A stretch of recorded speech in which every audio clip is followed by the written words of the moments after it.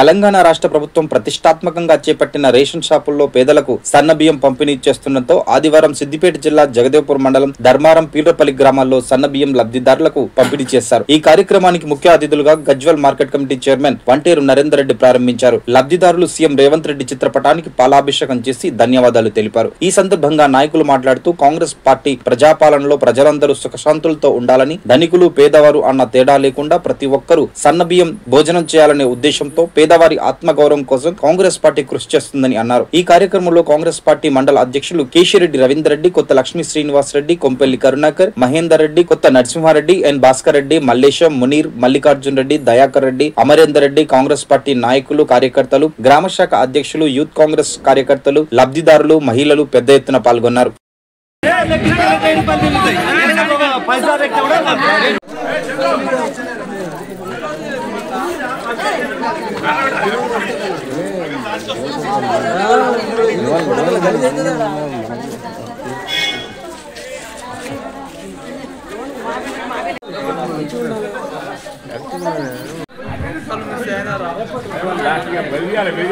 కొంచెం వెనక జరుగుతుంది. కొంచెం మన ప్రభుత్వము ప్రారంభించుకోవడం జరిగింది.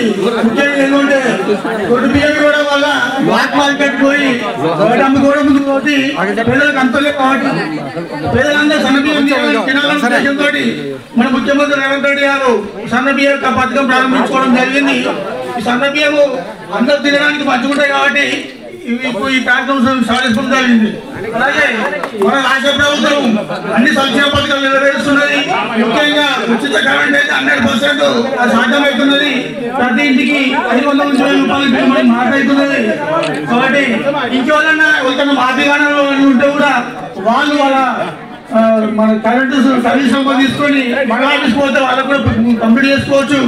అలాగే 500లకు గ్యాస్ సిలిండర్ పథకం కూడా మనం నడుస్తున్నది. అందులో కూడా ఆడవాళ్ళు ఉంటే మండలానికి పోయి వాళ్ళ గ్యాస్ బుక్ తీసుకుపోయి వాళ్ళ రేషన్ కార్డు తీసుకుపోయి క్లియర్ చేయించుకోవచ్చు. వాళ్ళకు కూడా అకౌంట్లో పడతాయి డబ్బులు.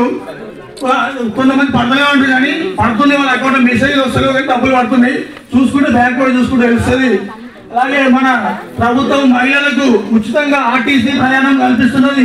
ఎక్కడ పోవాలన్నా ఆర్టీసీ బస్ కానీ ఎక్స్ప్రెస్ కానీ ఎక్కడైనా మన ఆధార్ కార్డు చూపిస్తే బస్సులో ఫ్రీగా ప్రయాణం చేయడానికి మన రాష్ట్ర ప్రభుత్వం అవకాశం కల్పించింది.